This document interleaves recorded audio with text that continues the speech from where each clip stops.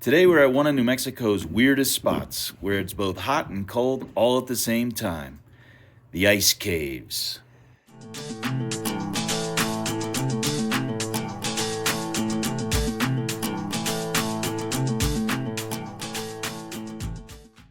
The ice cave and Bandera volcano are right near El Malpais National Monument. And due to a weird quirk of geology and aspect, there's ice here all year. So we are in what Native Americans called the winter cave.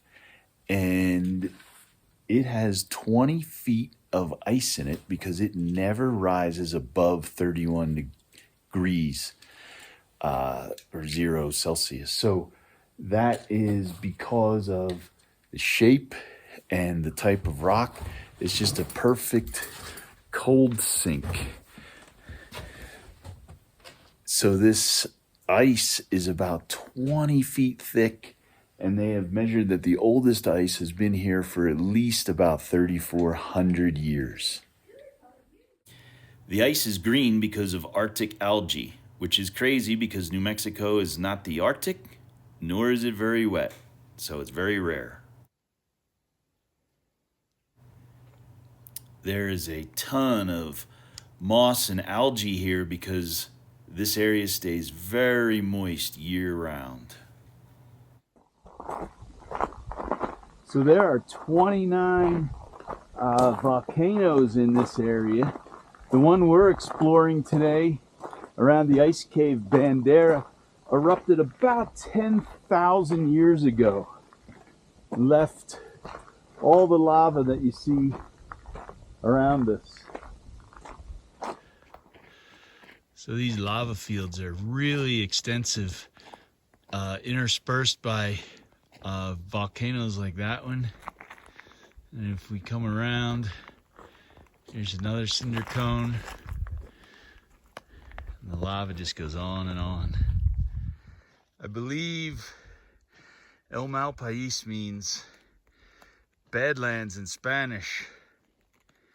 And you can imagine how hard it would be to cross this terrain. There is a trail called the Zuni-Acoma Trail that connects the Zuni and Acoma Pueblos right through the heart of El Malpais. But whew, that'd be some tough traveling. Most of the lava here is known as lava. And that forms when the lava on top cools while lava underneath is still flowing. That's what produces this ultra jagged and really nasty rock.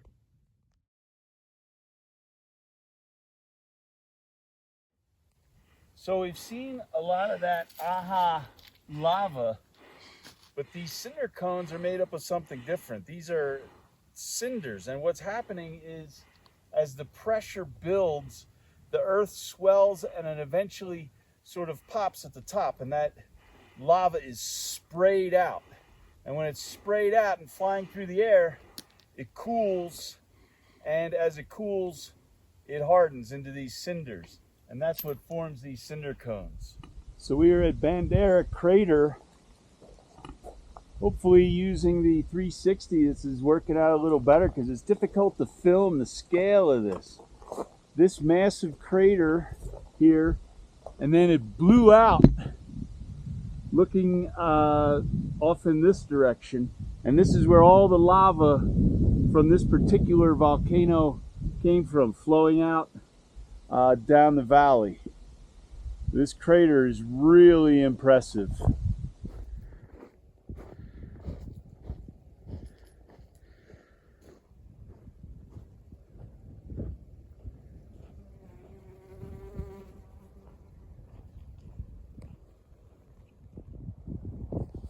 Trying to capture the scale of this crater is really difficult.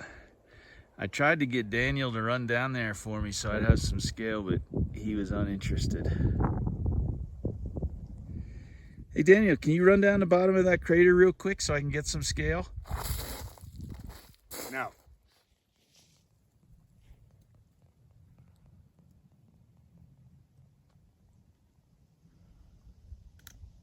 So these structures here are actually sort of surface tubes, and what happens is the lava tube behind us overflowed, and these are like the rivulets of lava coming down, and then they harden and form these surface tubes.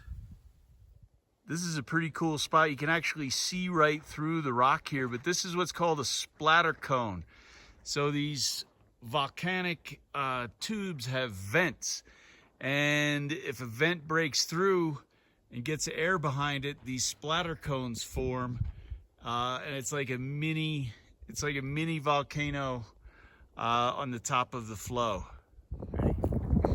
So this is really cool. This is a hole formed by a tree. What happened was the lava flowed around this hole, cooled, and then the tree burned out from within the lava, leaving this hole.